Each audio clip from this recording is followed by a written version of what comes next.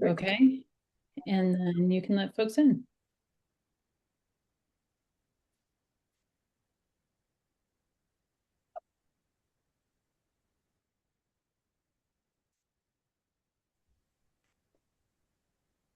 Hi, everyone.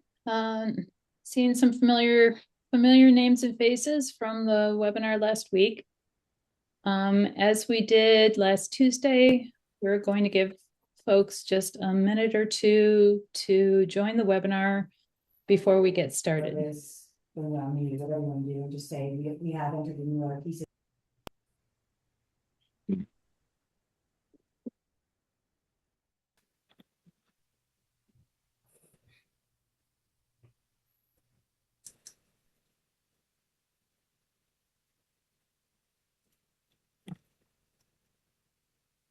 Okay, again, for those of you who have just joined, we're going to give folks another minute or so to join the webinar before we get started. But thank you for being here today.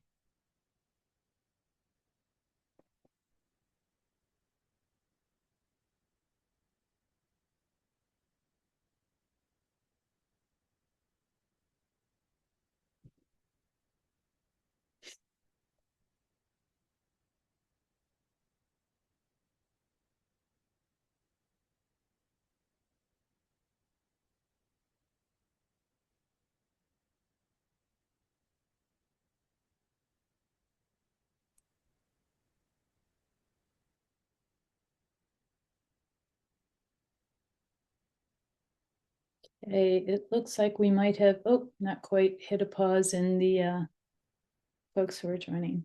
So wait just another couple of seconds.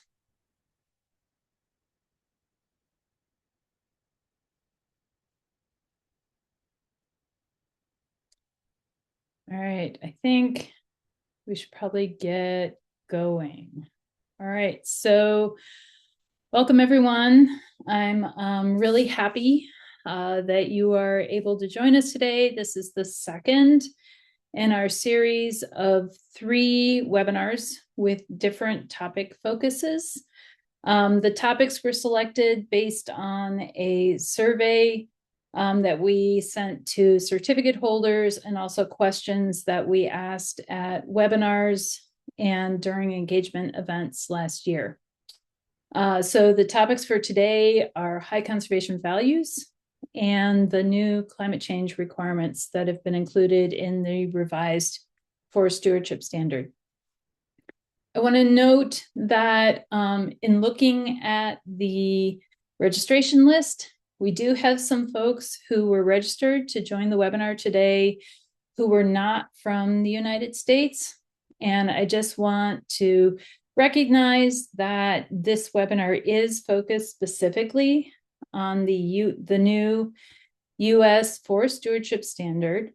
And while the requirements will be similar to forest stewardship standards in other parts of the world because of our consistent framework of principles and criteria that are globally applicable, the indicators in the U.S. Forest Stewardship Standard have been adapted to the U.S. context, and so therefore may be somewhat slightly different than indicators in other parts of the world, in other countries, in other national and regional forest stewardship standards. Okay. Before we dig in, want to hopefully make you aware that we have a number of different engagement events this year. We have 2 regional stakeholder events that are planned in March and in April. The first one's in Knoxville, Tennessee for the Appalachian region. And the second one is in April in Milwaukee, and that's one's for the Great Lakes region. At each of those regional stakeholder events, where we will be holding a half-day for stewardship standard workshop. We're currently working on planning for that. It will likely include some of the content that we've had in these topic-specific webinars, some more opportunity for engagement and discussion and questions and things of that nature. We are also offering two half-day virtual workshops in June. The first one focused a little bit more on the western part of the US, and the second one focused a little bit more on the eastern part of the US. The content will be the same. For the most part, we just expect that we'd like to have those issues that are more regionally important, to have an opportunity to come forward more in each one of those.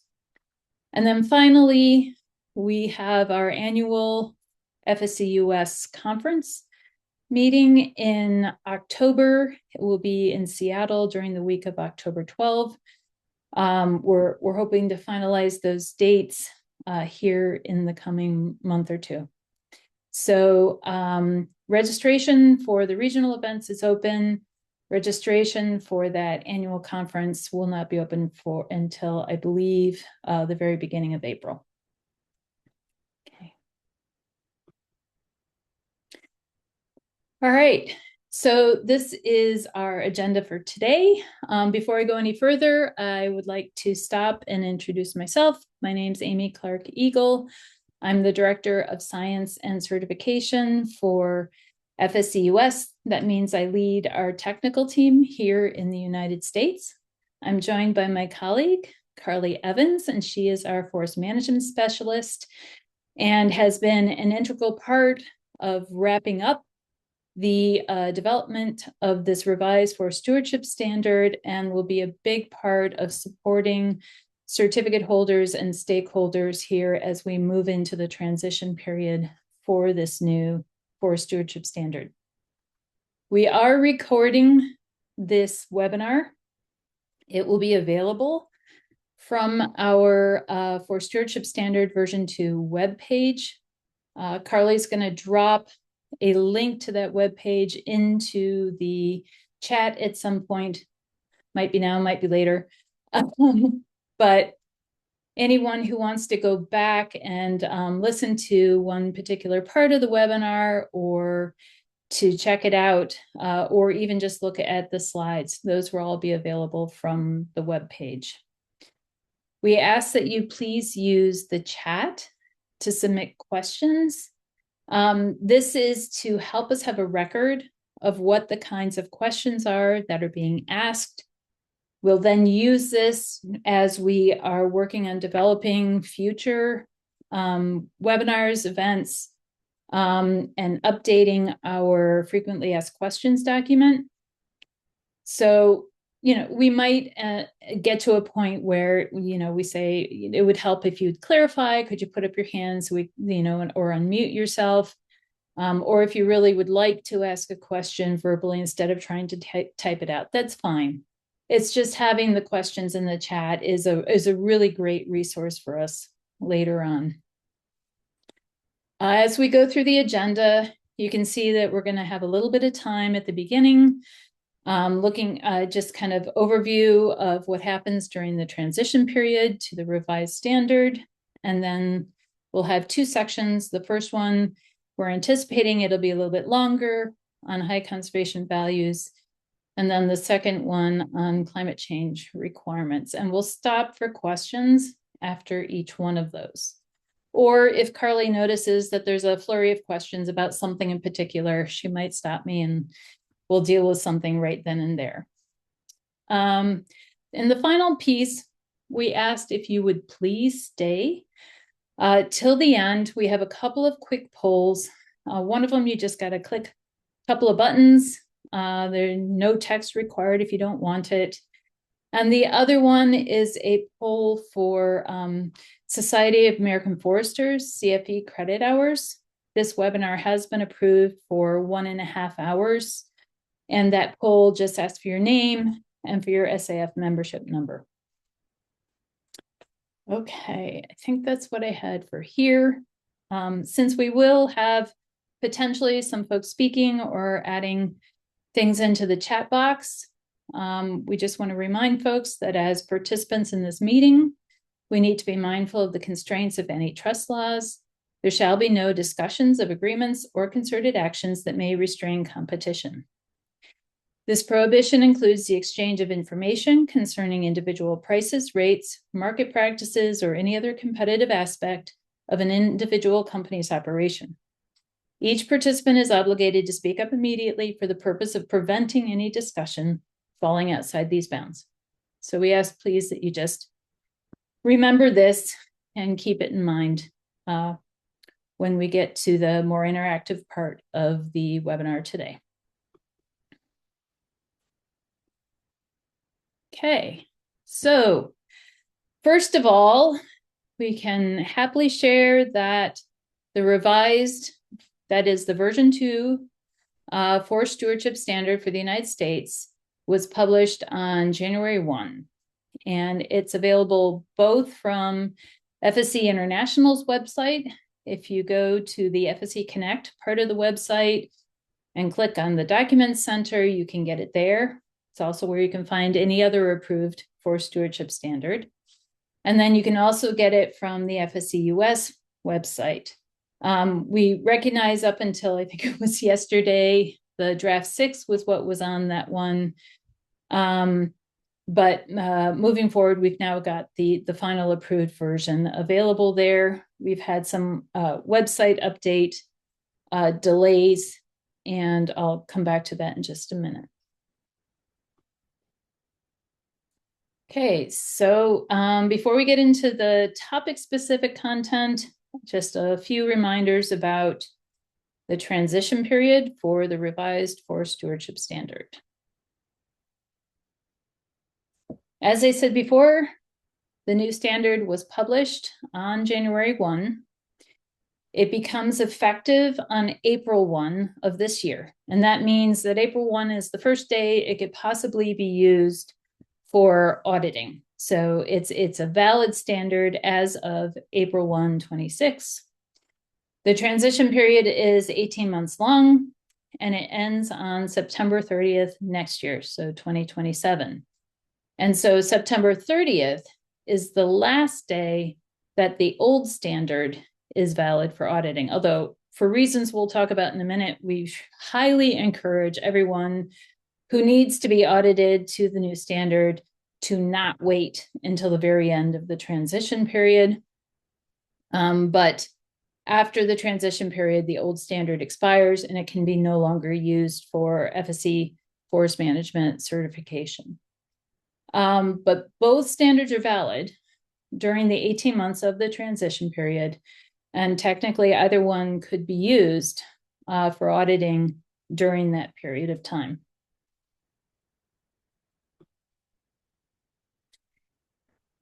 During the transition period, certificate holders don't have to schedule any kind of special audit. Just continue their normal audit cycle. If they're due for a surveillance audit, it'll be a surveillance audit. If you're due for a recertification audit, that's what it will be. It is possible that because the transition period is 18 months long, some certificate holders may end up having 2 audits during the transition period. So it will be your decision in coordination with your certification body to determine whether you want to have that first of the 2 audits to the old standard or to the new standard. But regardless, all certificate holders must have their first version 2 audit before the end of the transition period. You might decide you want to get it done and do it in the first of those 2, perhaps not, depending on the timing, where you are, and your preparedness level for that first version 2 audit.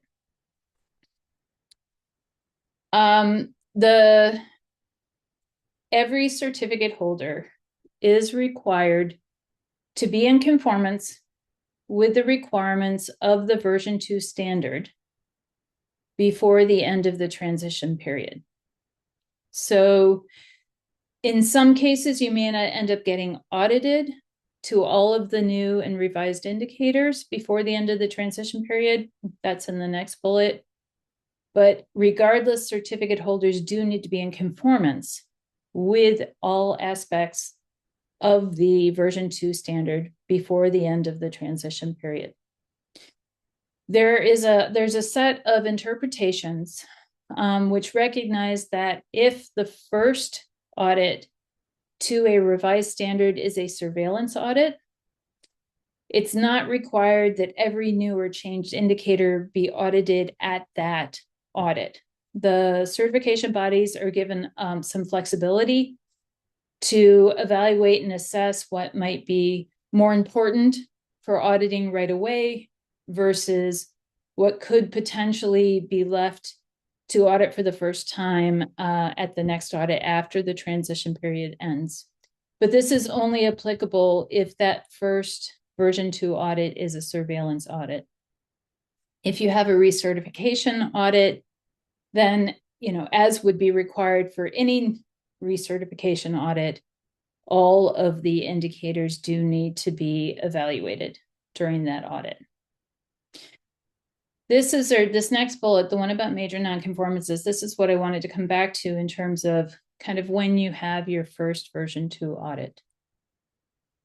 Because the old standard expires at the end of the transition period, it can't be used for certification after that.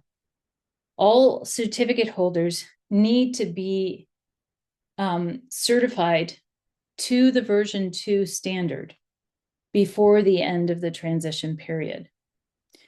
And in order to be fully certified to the version 2 standard, all of your major nonconformances need to be closed. Your certification body can't make that certification decision unless the major nonconformances are closed. And yes, this is specific to major nonconformances. For any minor nonconformances that might come up during your first version 2 audit, you'd have the normal year for dealing with those. But major nonconformances have to be closed before the end of the transition period. And if they're not, you could potentially lose your, would lose your FSC certification as of the end of the transition period. So this means we highly encourage certificate holders to plan their first version 2 audit, with plenty of time before the end of the transition period. Just in case something comes up, you'll have the time to resolve those major nonconformances. The other thing that has already started and will be continuing through the transition period is a certification body calibration process. FSC US is leading this. We are working with certification bodies on issues and topics that we've identified, that where we've heard, potential concern from certificate holders about how is this going to be audited. We also have topics that were identified by the CVs themselves, where they would like to make sure that there's a consistent interpretation and a set of expectations for particular parts of the revised standard. I want to stop and just reflect for a second that we recognize there's a lot of questions that will likely come up about how is this going to be audited?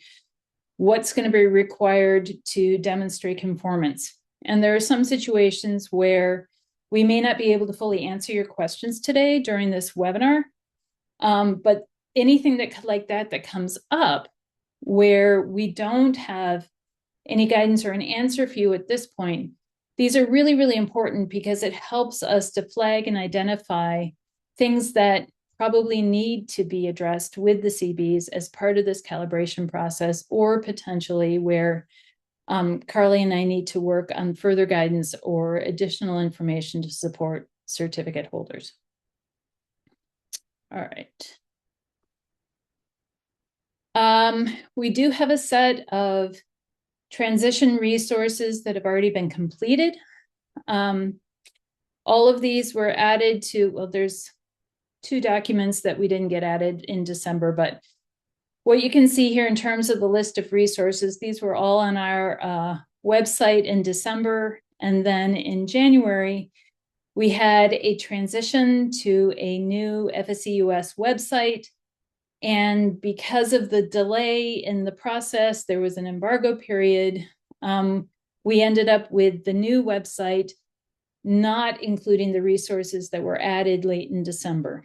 We're currently working to get that resolved, and we do hope we've got a piece of it done in terms of getting the correct standard, the final version of the standard on the webpage. This week, we're working on getting those resources that were added in December back onto that webpage. So Carly, I think again, had dropped a link to the webpage, and you can find the resources there.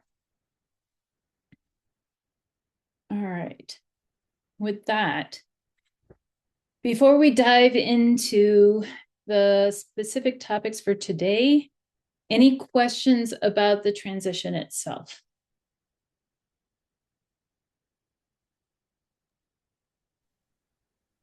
We did have one question about getting audited to the old standard before getting audited to the revised standard. If you're due for a recertification audit, can you go ahead and do that to the old standard, as long as you then have a surveillance audit to the revised standard before the end of the transition period? Yeah, you'll need to have that conversation with your CB, but my understanding is that yes, because both standards are valid, and as long as your CB agrees with the timing of the second audit, and there being enough time for ensuring that every, non-conformances and everything are closed. My understanding is that because both standards are valid, it's a decision that you make with your CB, but that yes, you could have your recertification audit to the old standard, and then during the transition period, have your first audit as a surveillance audit to the version 2 revised standard.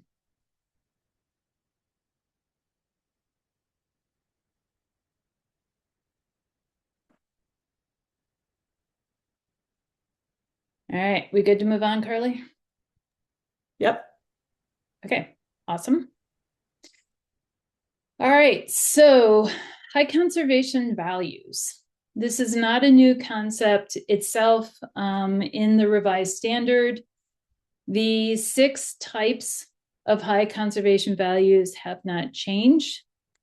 HCV 1 is about concentrations of biodiversity. HCV 2 is about landscape level ecosystems and mosaics. HCV 3 are rare, threatened, and endangered ecosystems, habitats, or refugia. HCV 4 are critical ecosystem services. HCV 5 are the sites and resources that are fundamental for satisfying the basic needs of local communities or indigenous peoples. And HCV 6 are sites, resources, habitats, and landscapes of global or national, cultural, ecological, or historical significance, and or sites of critical cultural, ecological, economic, or religious or sacred importance for local communities or indigenous peoples. So these categories have not changed between our version 1 and our version 2 standard.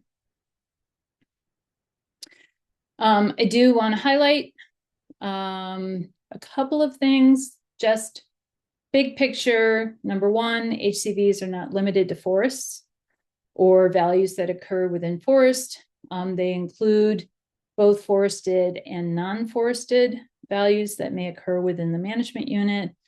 And also HCVs are not limited to environmental values.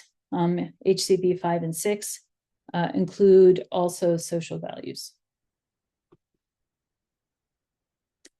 So depending on how you are handling HCVs under the version 1 standard, you may or may not have a lot of change in terms of the expectations moving forward. There was a shift in terminology. The version 1 standard talked about high conservation value forests and the attributes, the HCV attributes that occurred within them. The revised standard, aligned with the revised principles and criteria, talk about They focus initially on the high conservation value itself, and then the area around it on which that value relies. And that's the high conservation value area. So at the core, these are very, very similar concepts. The words, the terminology have changed.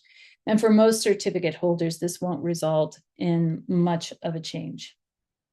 There is a new requirement for reviewing or updating the high conservation value assessment on a periodic basis. There's a new detailed annex with resources and guidance to support HCV assessment, management, and monitoring.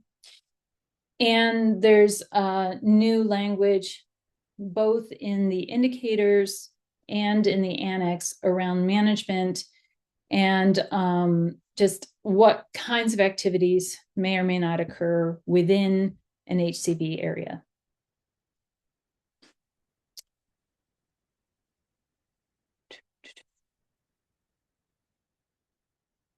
Okay, so as I said, in Principle 9, the big components really haven't changed. Criterion 9.1 still focuses on identification of HCV and an assessment to evaluate the status of that high conservation value. Criteria 9.2 and 9.3 are about development and implementation of management strategies that will ensure the maintenance or enhancement of the HCV. And then criterion 9.4 is still focused on monitoring to evaluate HCV status and effectiveness of the management strategies that were implemented. Some of the details within have changed a little bit. As I previously noted, the bigger changes would be that second bullet under 9.1, which is the review of the assessment as part of your management plan review and updates as needed. The clarifications in criterion 9.3 regarding management activities within high conservation value areas, and also some clarifications around engagement with stakeholders and experts. There is one indicator in, I think it's criterion 9.2, which is specific to IFLs, intact forest landscapes. I didn't include it here because it's not expected to be applicable to most certificate holders. In the US, most IFL that have been identified are within federal lands and or protected areas and aren't expected to be it's not expected to be a big issue for most certificate holders. So going through the requirements in terms of identification and assessment of high conservation values, there's a requirement to engage with stakeholders, and then the requirement, as I said before, to review the assessment on a periodic basis. For the development and implementation of management strategies that will maintain or enhance the HCVs, the development of those needs to occur before any potentially harmful management activities are implemented. And then a clarification here that the engagement is with stakeholders and experts as part of the development process for those management strategies. In criterion 9.3, there's an indicator that does require coordination in the implementation of management strategies with adjacent landowners, if that's needed, if the activities that are, if the values are spread across ownerships. And then these last two bullets under the 9.2, 9.3 header, this is really focusing in on other types of activities. And so there's an indicator that says any management activities that occur within a high conservation value area need to prevent damage and avoid risks to the values that have been identified. And they need to follow the precautionary approach, which means that if there's not enough information to really fully evaluate the potential risks to the HCVs from those management activities, then there needs to be a hold off and not implementing them. So there's needs to be a very, very cautionary approach to any types of activities that are implemented within the high conservation value area. If they're specifically for maintenance or enhancement of the HCV, that's great. If there are other types of management activities or other types of activities, then there needs to be very, very careful consideration around the potential for damage or risks to those high conservation values. If by chance the assessment was done and they were thought to be, okay in terms of not damage or risk, and yet something happens and the activities do cause harm to an HCV, there's an indicator. It says the activities need to cease immediately, and then mitigation activities need to be implemented to resolve the negative impacts to the high conservation values.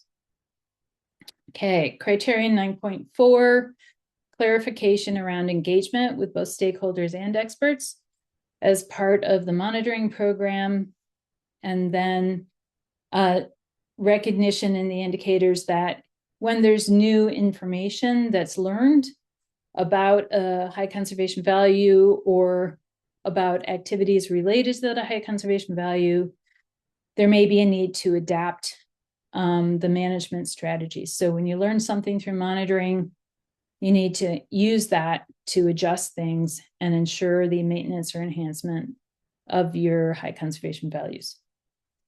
So overall, not a huge amount of change here. Okay, so the rest of the focus here on the HCV part of the webinar is really digging into what's in this new annex, the HCV framework. It's Annex K. It's essentially 32 pages of guidance on high conservation values. There's 5 main sections. You can see them here, although by far the most significant chunk of this is in section 4, part D, the identification, assessment, management, and monitoring guidance by HCV type. So there's a chunk of guidance that covers those 4 different topics for each of the HCV types. We're not going to go line by line on that section 4D today, but I'll clarify a little bit more about what's in that part of the annex. Otherwise, we're going to cover the other sections and provide and give you some more information about what's included in each of those. So the first section, the introduction section, kind of provides an overall concept. What's the purpose of the annex? It recognizes that there are some environmental values that are going to end up being addressed in both Principle 6, which is about environmental value impacts, and then also in Principle 9, high conservation values. But though that's an overlap, it's not a full and complete equal set of values. So one of the big purposes and goals of the annex is to help certificate holders and stakeholders, other stakeholders, figure out which are the values that really rise to the level of high conservation value, and therefore where all of the other additional more rigorous requirements around assessment, management, and monitoring need to come into play. So that's one of the really big goals here for having this additional guidance in the standard. The introduction also recognizes that not every management unit is going to have a high conservation value. We've understood that there have been some situations in the past where certificate holders felt that they had to find something, as a high conservation value because of thinking that there needed to be some applicability in terms of Principle 9. The guidance says clearly not every management unit is going to have high conservation value. And if there aren't any, then a large part of Principle 9 will just simply not be applicable. There's still a requirement, you're still going to have to get in and do that identification and assessment process. But if you don't find anything, then pretty much the rest of the principle is not applicable. There's language, the annex itself is considered normative. And that's because there are 3 indicators in Principle 9, Indicator 11, 911, 921, and 941. Those 3 indicators all reference the annex. The first one says that the identification and assessment need to be consistent with the annex. And then for management and monitoring in 921 and 941, the indicators require that the annex be consulted. This means that you do need to reference the annex and look at what's in the annex. But this introduction section of the annex clarifies that not every element of the annex needs to be, you don't have to be in conformance with everything in the annex. You need to use it and consider it and be consistent with it, but you don't have to do absolutely everything that's in it.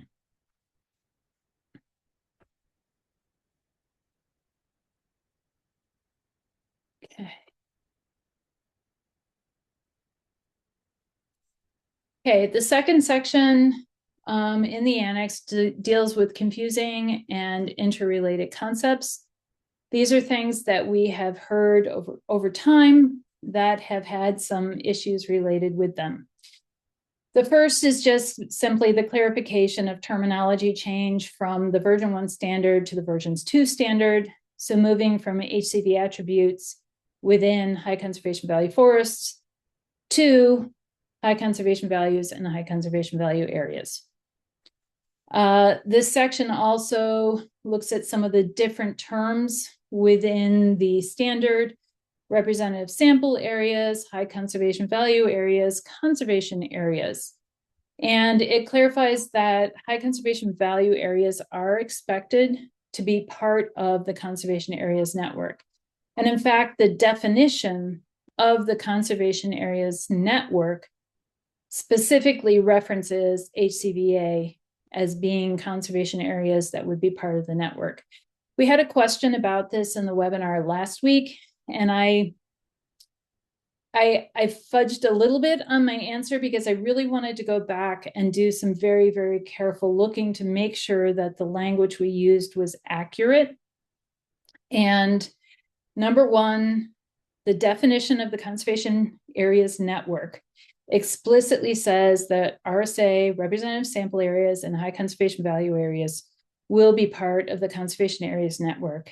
And secondly, the conservation areas network is about places that are being managed with a priority focus on the conservation of environmental and cultural values. And if you look at the 6 different types of HCVs, the first 4 you typically consider those to fall in the environmental value category.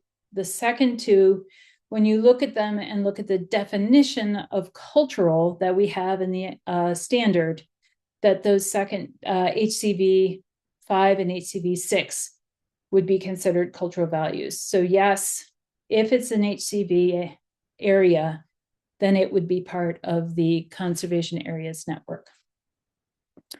Landscape in the standard, and thinking about at what scale does a landscape occur can be somewhat confusing. When we talked about representative sample areas last week, there was a specific scale that was recommended for use when thinking about landscape.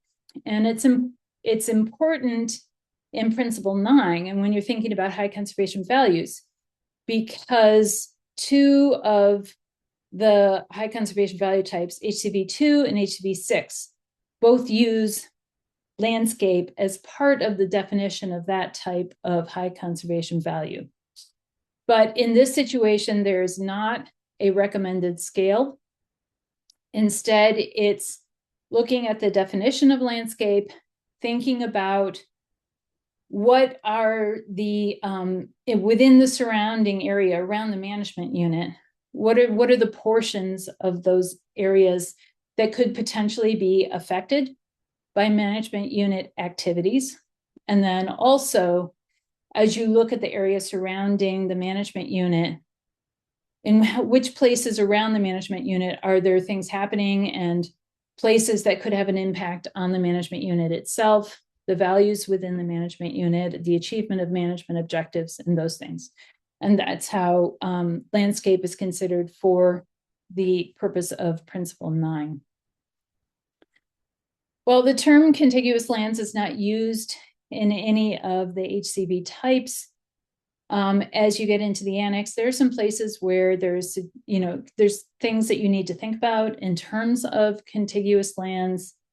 For this, it's really a concept, if you're thinking about intact forest landscapes or other contiguous land kind of areas, you start by looking just more broadly beyond the boundaries of the management unit. You identify where there are contiguous lands occurring, and then is there any portion of those that overlap with the management unit?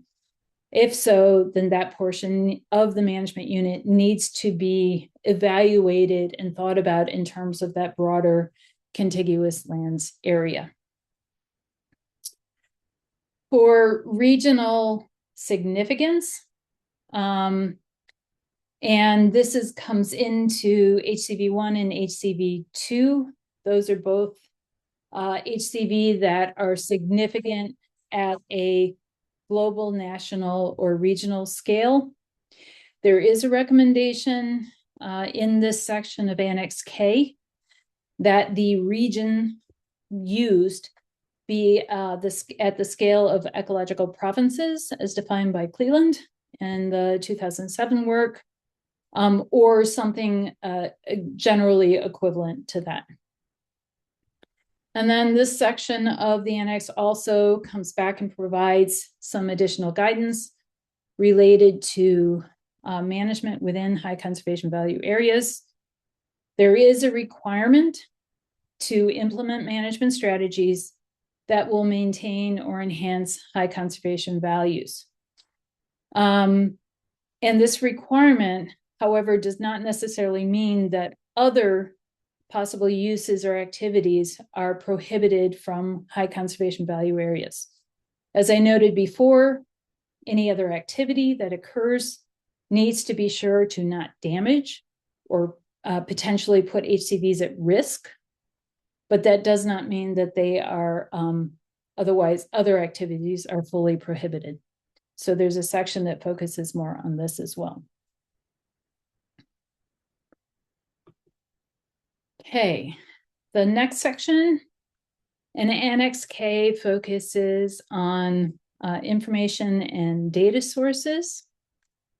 There's a piece of it that notes that there are different requirements in the indicators for use of best available information and for engagement with experts, rights holders, other stakeholders. And it just recognizes these aren't always going to be completely different, and that your best available information may at times be the information that you can get from or through your engagement with experts, rights holders, and or other stakeholders. There is a significant list of sources of best available information in this section that would be applicable to any or all of the high conservation values. And then there's additional best available information provided in the HCV type by type part of the standard. But instead of repeating those in every section, there's this big piece up at the front that's kind of broadly applicable to high conservation values overall. There's some guidance for the HCV assessment documentation. It recognizes that there's different ways you could potentially document your approaches, or different types of approaches you could take to documentation. It could be a single, kind of more like a report, or it could be like, different pieces that all together address the different elements necessary for an HCV assessment. It also provides a recommendation for the elements that should likely be documented as part of an HCV assessment. There's a section in there on engagement with experts, and it recognizes that engagement with experts could actually be through either primary or secondary types of consultation. And what this means is that a primary consultation with an expert would be having that direct kind of contact, whether it's face-to-face or a phone call or an email or something of that nature directly with an expert. Or it could be secondary consultation. So it could be consulting materials that have been prepared by experts, whether it's scientific literature or some other form of communication from that expert that could be used in place of direct consultation with the expert. And then again, the last bullet here is reflecting the new, oh no, it's not actually, I take that back. The new requirement I was referencing was the periodic update of the assessment. What this is noting, this last bullet is noting, is that even if you're between that periodic update of the assessment, if new information comes to light, whether it's through your monitoring or something that's been brought to your attention, or you find for some other reason, and that new information suggests that there's either an HCV that you hadn't previously identified, or that there's been a change in the status of one of the HCV that you knew was there, that even if you're between those periodic updates and reviews and updates of the assessment, you may still need to update that assessment to incorporate this new information in. And then it might also possibly lead to the need to look at or reevaluate your management strategies and or monitoring methodologies.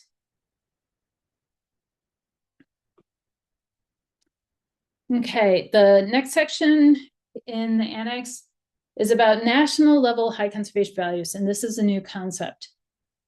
So this annex separates kind of the identification of HCVs into two pieces. One, the first being national level HCV. That means it doesn't matter where. If one of these occurs, it will be an HCV. It's more of a black or white thing. And then there's the consideration of high conservation values that are more kind of need to be addressed at a finer scale, and need to have more consideration of, what's important, what's significant within a particular region. Or there may be other things that need to be considered because they're not kind of don't occur at a national level. But the standard development group decided that it was worth being very explicit that there are certain things that are at such a high level of importance and are applicable across the United States that if they occur, they need to be considered HCV. The first of these is intact forest landscapes. If they occur, they will always be HCV2, or whatever portion of the IFL occurs within the management unit would be considered HCV2. Anywhere that old growth forest or primary forest occur, they will be HCV3. If there's a congressionally designated wilderness area, it will always be HCV6 and might also be HCV2 depending on the scale and if it meets that kind of landscape level ecosystem or mosaic. Designated drinking water supply management zones will almost always be HCV4, the ecosystem services. There are some situations where if it's a very, very limited drinking water supply area that's only serving, a handful of farms or families or something of that nature, then that might not hit the level of HCV4. But if you're talking about something that's supplying it's a clean water source for a community or for a coarser scale, then that would hit the kind of expectation level for HCV4. Anything on the National Register of Historic Places or the UNESCO World Heritage Sites, those will always be HCV6. And then the Standard Development Group also recognized that because of the unique context and of federal lands and the values that occur there that may or may not occur in other places, and the kind of the unique kind of situation in terms of federal lands and what they provide to the country as a whole. There are two additional national level HCVs. The first being if there are undeveloped areas greater than 1,000 acres that meet the minimum criteria for wilderness area, whether or not they've been designated as wilderness areas. And then also areas that meet the definition of roadless in the roadless rule. These will always be HCV3 on federal lands. And then high carbon forests, and there's some additional language around what this means, will be HCV4 also. Okay.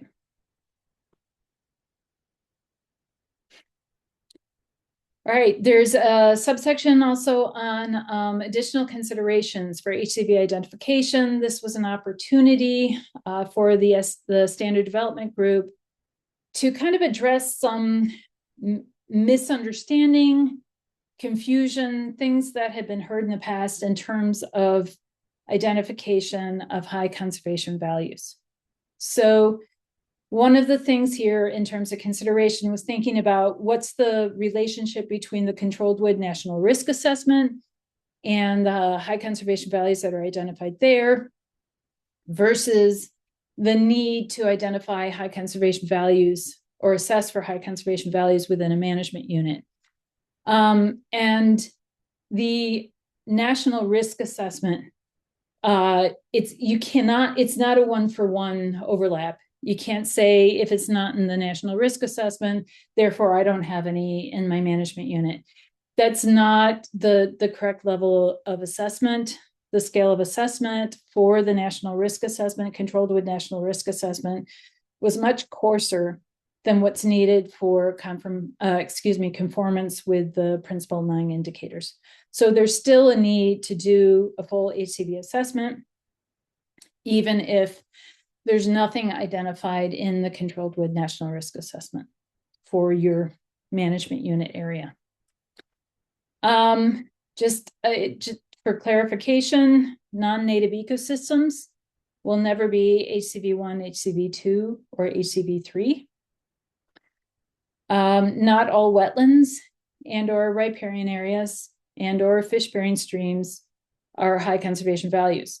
This will depend on what type of ecosystem it is and where you are and how significant those types of things are for the place where you exist. It may be that in certain parts of the country, any fish-bearing stream would hit the level of a high conservation value, but it should not be considered to be a blanket rule that every wetland, riparian area, and or fish-bearing stream is a high conservation value. Similarly, not all rare species and or all listed species will be high conservation values. HCV1 talks about concentrations of biodiversity. Typically, that concentration of biodiversity is going to be a concentration of multiple species.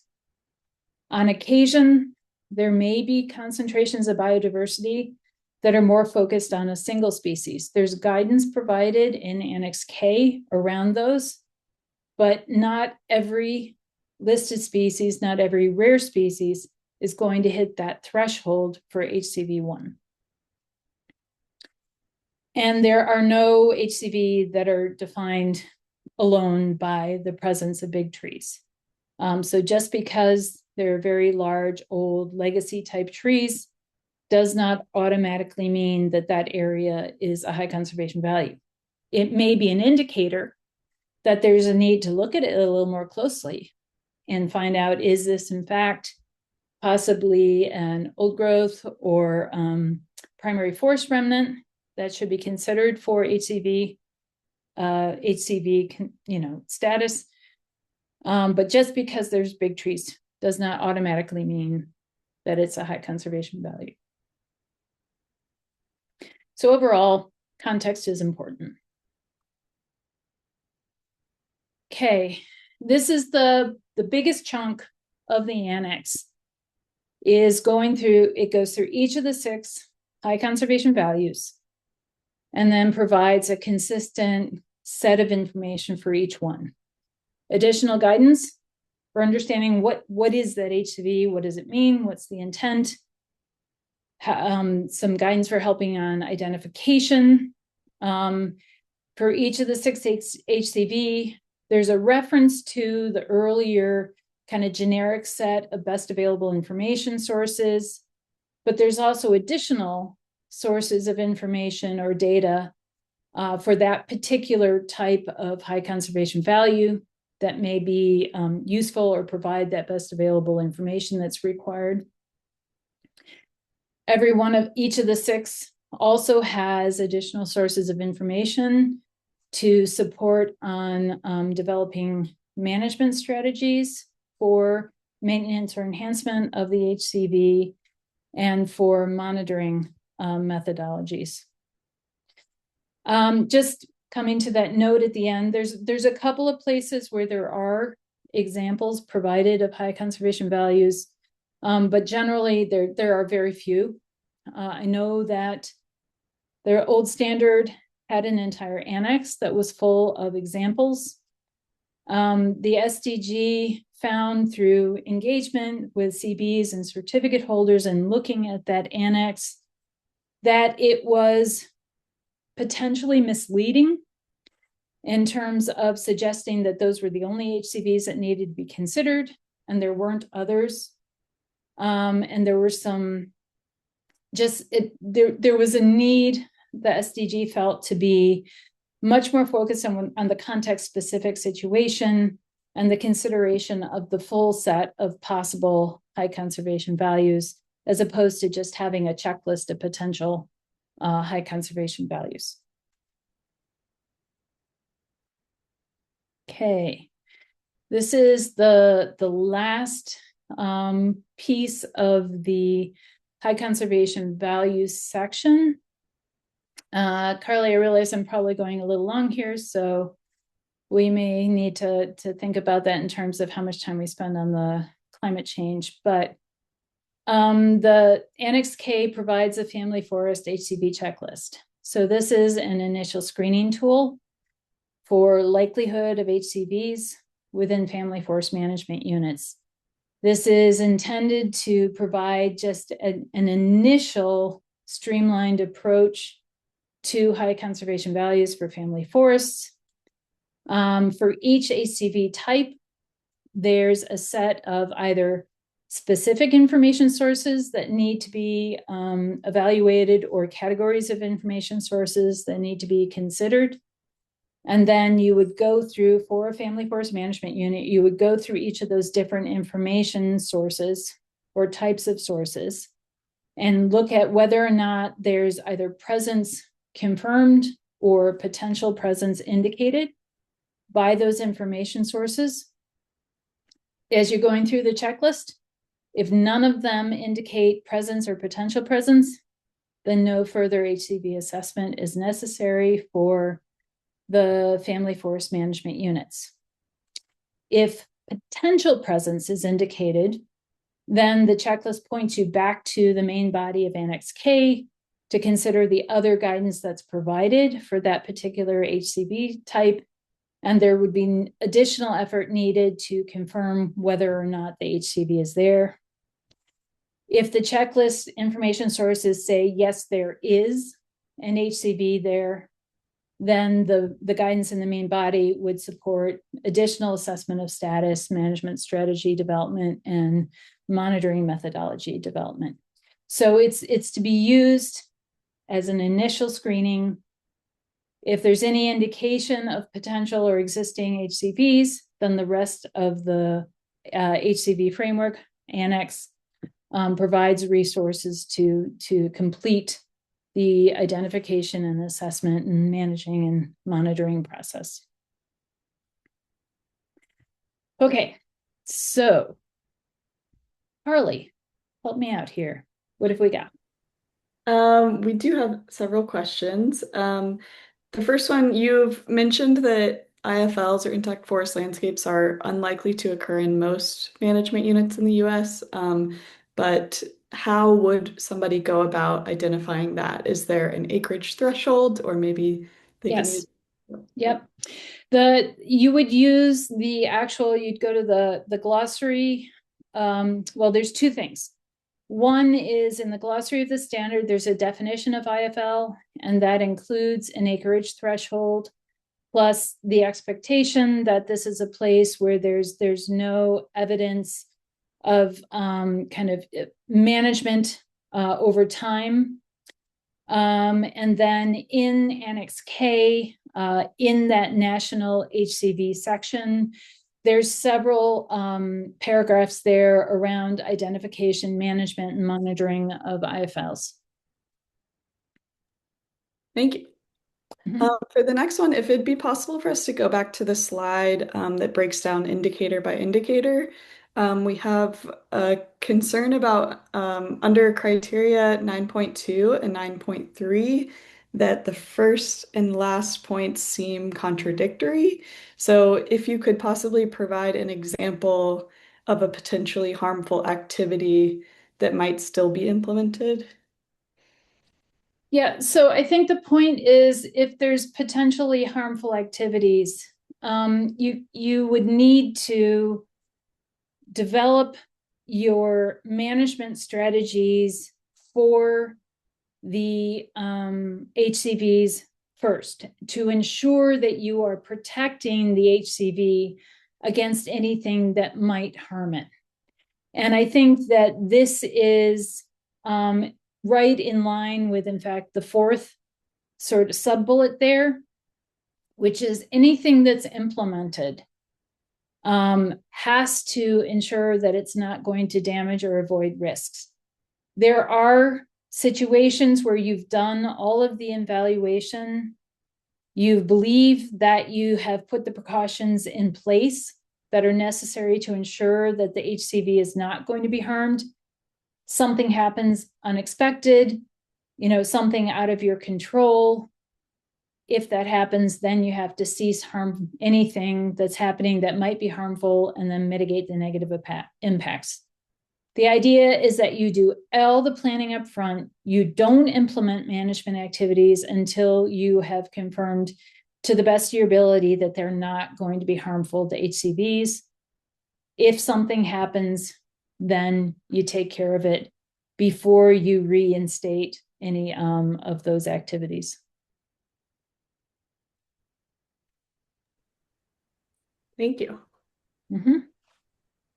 When referencing or consulting stakeholders or experts, can current or retired employees of the organization with the necessary knowledge and expertise can those folks be considered experts? So the standard now includes a definition for expert and the types of knowledge and or experience that would qualify them as an expert. It recognizes that experts may be internal to an organization or external to an organization. And it's more about their experience, their knowledge, and what they bring to that particular topic. So it's possible, yes, that a retiree might be able to provide that level of expertise. You would want to make sure that you have considered the pieces, the elements in that definition of expert, and that that individual's experience and knowledge aligns with what's in the definition. Thank you. I believe this is the last one. There's a belief that the old standard required identification of HCVAs not only within the FMU, but near the FMU. Is that still true? And also, if so, could those areas potentially still qualify for the conservation areas network? I'll start with the second part first. If it's the conservation areas network is within the management unit. And that's just the way it is. So anything outside of the management unit does not qualify for part of the conservation areas network. There is in Principle 6, there is a requirement that if management activities are going to have an impact on environmental values, even outside of the management unit, then there's a need to consider that potential impact outside of the management unit. The HCVA, I believe the definition is focused on the areas that are necessary to maintain the value itself. I'm trying to remember if the definition references the management unit. We need to go back and look at the definition of HCVA, and then the indicator, I believe it's indicator 911, which talks about identification of HCVA. I believe the indicator 911 talks about within the management unit, but that's something that we would need to go and look at the text explicitly and double check.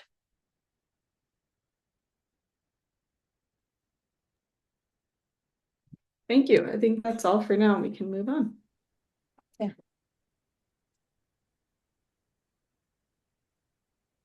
All right, so moving into the climate change requirements.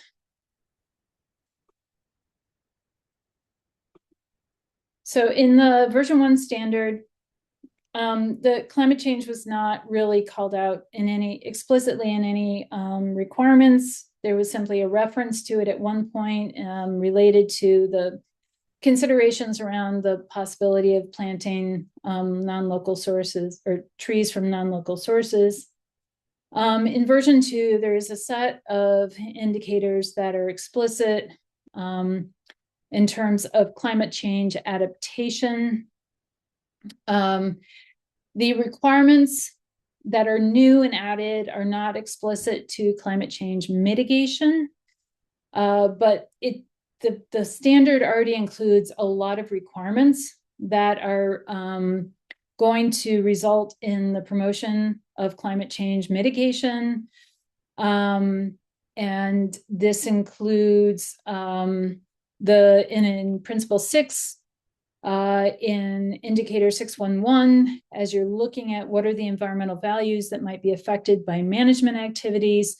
One of those is ecosystem services, and carbon storage and sequestration is a part of that. There are indicators in Principle 10 around management activities in terms of impacts of management activities and considerations around resilience of forest given natural disturbance. There's a lot of different places in the standard where climate change mitigation is baked in to an extent, but since climate change adaptation was not in the standard at all, the standard development group really wanted to focus in and make sure to incorporate this as a requirement in the standard. The requirements are built on a climate change adaptation framework.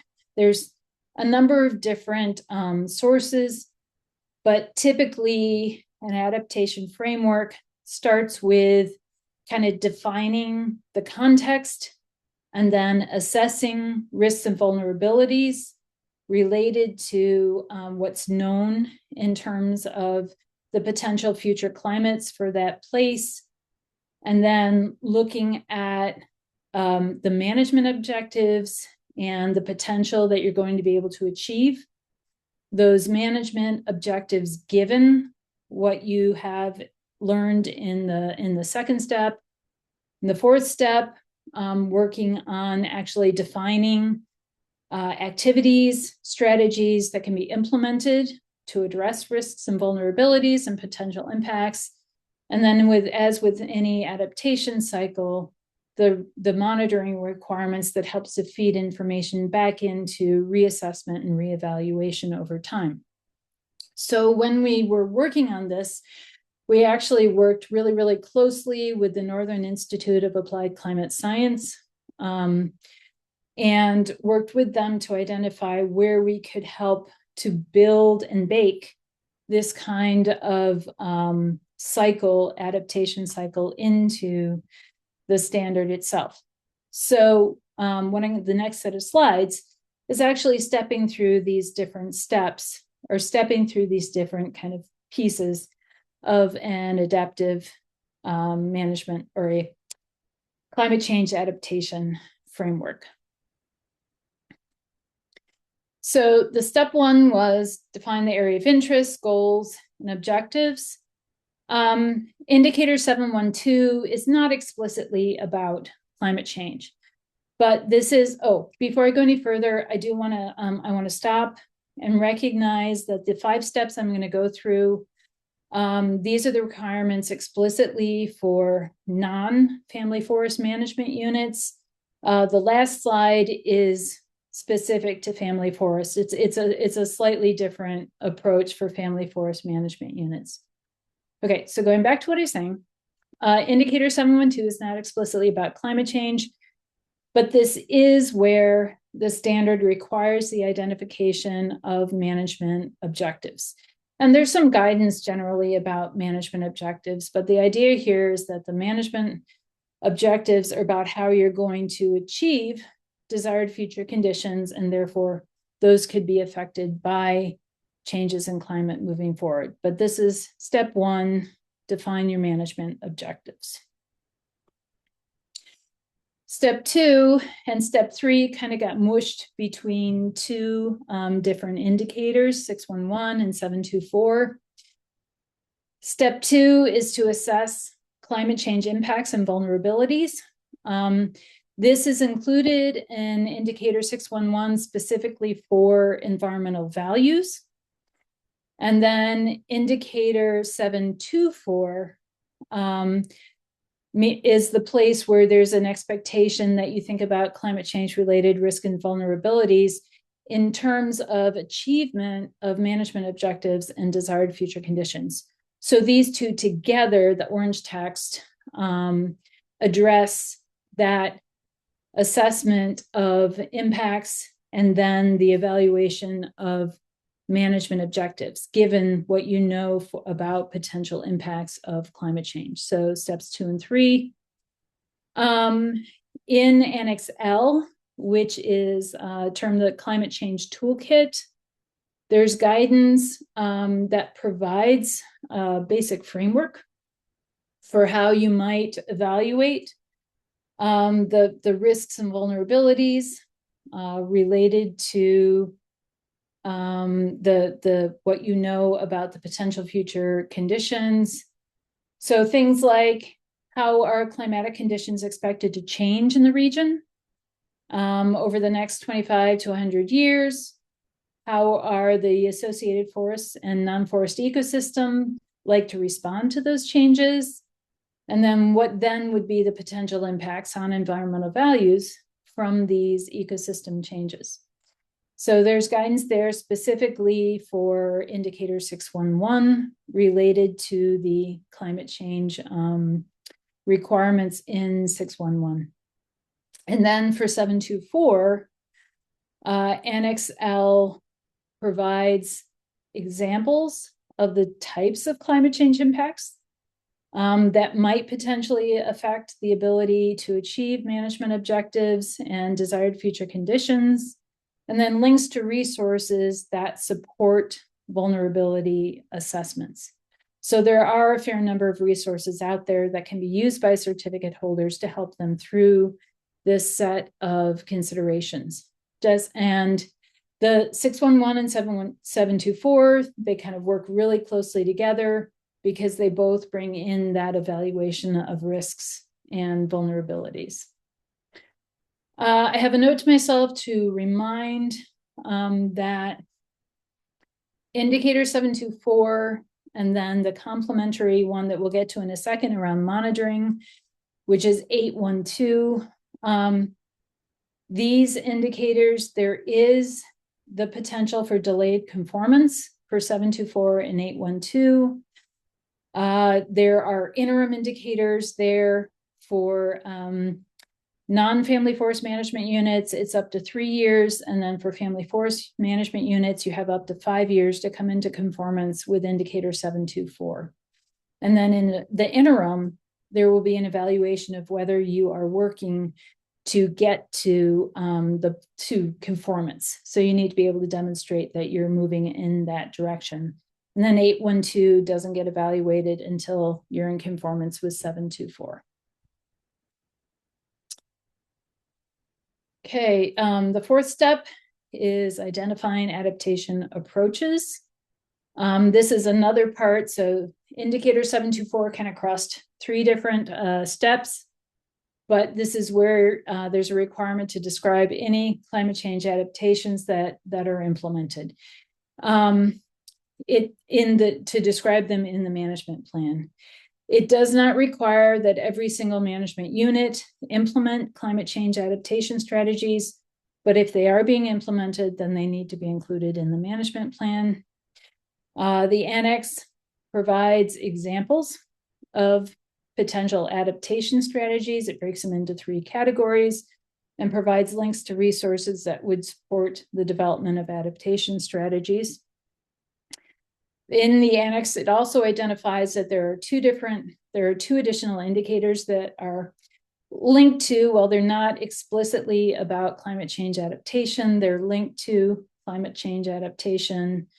Indicator 1022 allows the use of non-native species for stand regeneration for a number of reasons, and one of them being if it's part of an adaptation strategy, And then 1092 requires the implementation of management activities that will increase the resilience of ecosystems to catastrophic natural disturbances.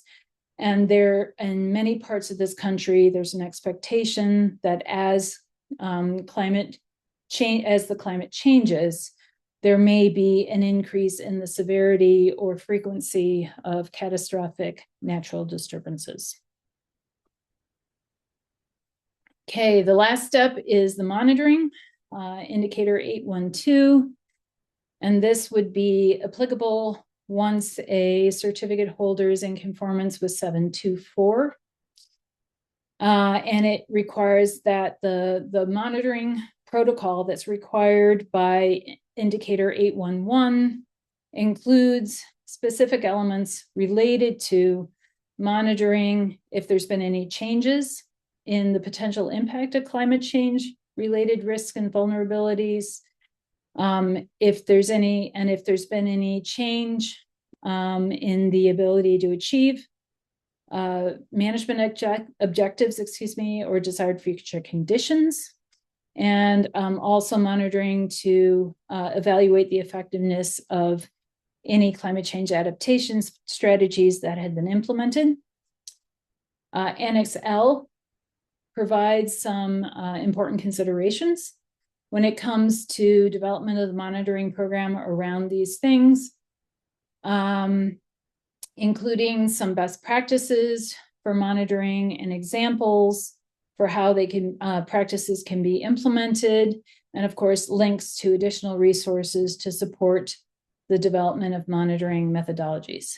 And this I will specifically call out the indicator 812 is not applicable to family forest management units. There are some additional resources in Annex L, the Climate Change Toolkit. Lots of information on best available information in different categories. And also, while the standard does include a fair number of elements already that would support increased storage and sequestration of carbon in a forest, there's some additional guidance in Annex L around managing for forest carbon. And then finally, in terms of climate change and family forest management units, if you think about those 5 steps, family forest indicator 712 does require development of management objectives. And then family forest indicator 611 does require evaluation of environmental values. It calls out consideration of potential impacts of catastrophic natural disturbances. It does not require the same level of evaluation around climate change risks and vulnerabilities for environmental values. And then the indicator 721 does require consideration of climate change impacts on achievement of management objectives and desired future conditions. And it requires that if there are adaptation strategies being implemented, that those are also included in the management plan. So that one's a little bit more similar to the non-family forest requirements. As I said before, while family forest indicator 811 requires monitoring for achievement of management objectives, it does not include any language specific to climate change. I'll note that there's a typo here. This says FF 812. It should just say 812 is not applicable for family forests. And then indicator 1022, which is around use of non-native species regeneration. That's the same for family forest and non-family forest management units. 1092, the one related to implementing activities to increase resilience to catastrophic natural disturbances. It's not applicable to family forests, but as noted, the family forest 611 does require consideration of impacts from catastrophic natural disturbances. And then the indicator in criterion 6.2 means you would have to think about risks related to that, and 6.3 would require development of strategies for addressing threats and risks that were identified. So there is a little bit there, but it's not the same set of explicit requirements for family forests. All right. So I expect that there are plenty of questions. Probably have not left enough time, so apologies for that. And I do want to make sure we get to our polls before we close out today. There's not any questions. We're all right. We do have one, which is not, directly related to climate change, but is there an official document that lists the principles that are not applicable to family forest management units? There are, so the standard includes 10 principles. So kind of 10 big categories. There are 72 criteria that are split up amongst those 10 principles. And then there are indicators in every one of the criteria. So there are no principles that are not applicable to family forests. There are no criteria. Is there one? There might be one criterion that does not have any indicators that are applicable to family forests, but generally they're all applicable to family forests. It's just that conformance, every management unit needs to conform with the full set of principles and criteria to the extent that they're able to, in terms of, if you have an itty bitty teeny tiny family forest management unit, there are certain things that you just simply can't do because it's just not feasible within that size or scale of management unit. So otherwise, family forests are expected to be in conformance with the principles and criteria and indicators, but principles and criteria. But the demonstration of that conformance is done in different ways. And in many situations, the level of expectations, the rigor of demonstrating conformance is a little bit less. And that's all managed at the indicator level.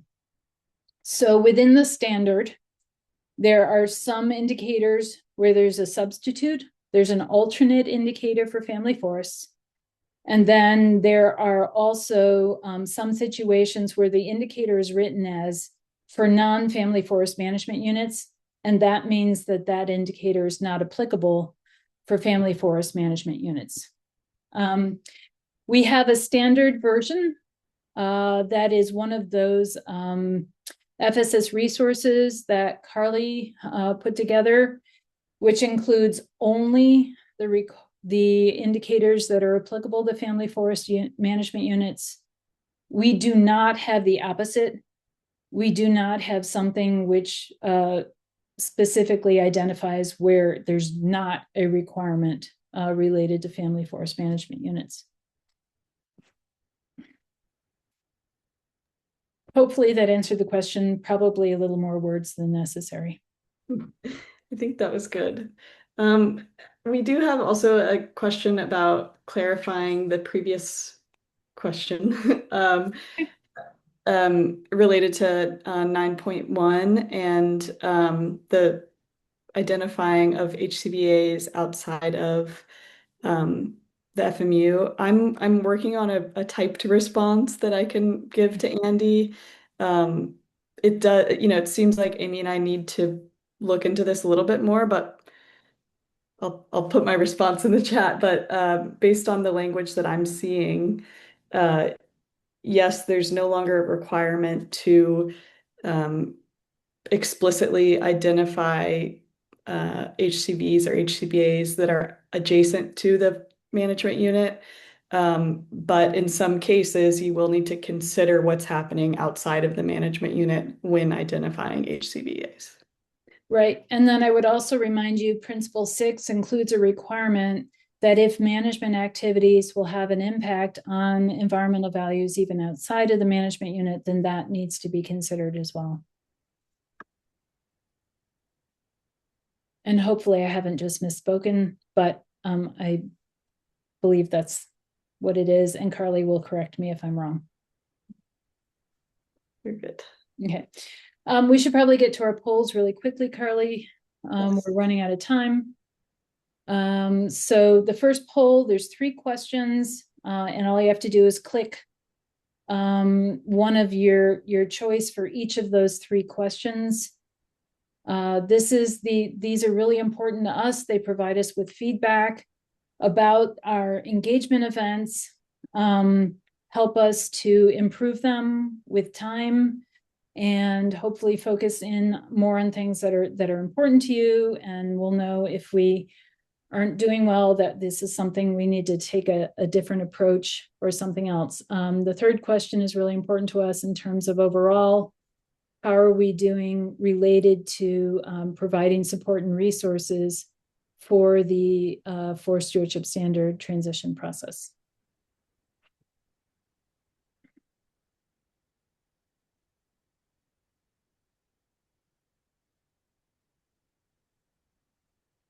We did have another question that came in. Are we getting rid of the HCVF acronym and replacing it with HCVA? And do we need to change that on our documentation? That's up to you and your certification body. It could be that you are able to just work with your CB and they understand where this particular policy, whatever references HCVF, that's the terminology we're using for now, but that it meets the definition of HCBA. Over time, I certainly think that it would make sense to update documentation so that it's aligned with the standard. Shall we go to the next poll? Yep. So for those of you who are SAF members and would like to earn your CFE credits for this webinar, we'll leave this up for a couple of minutes in case you need to go find the reference for your SAF member number, but please put in your name and your number. And I see there's another question. Can you clarify on how often we will have to monitor the impacts of our climate change adaptation? I believe that the language is that it needs to be done at a level of detail and frequency that is adequate for being able to identify when changes occur. So there's not an explicit threshold or number that's given in the standard.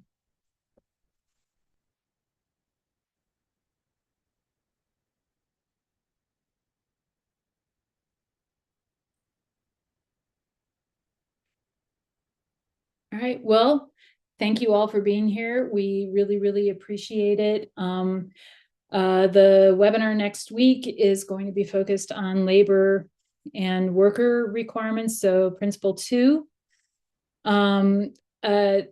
We are really happy to have you interested and part of this process. And please let us know what we can do to better support and better help, whether it's certificate holders or other stakeholders who are interested in this process. Just let us know if there's something we could or should be doing to be more supportive to all of you. So thank you very much for being here. And we'll see hopefully some of you next week. All right. I'm going to stop the recording, Carly. And we can leave it open here for just in case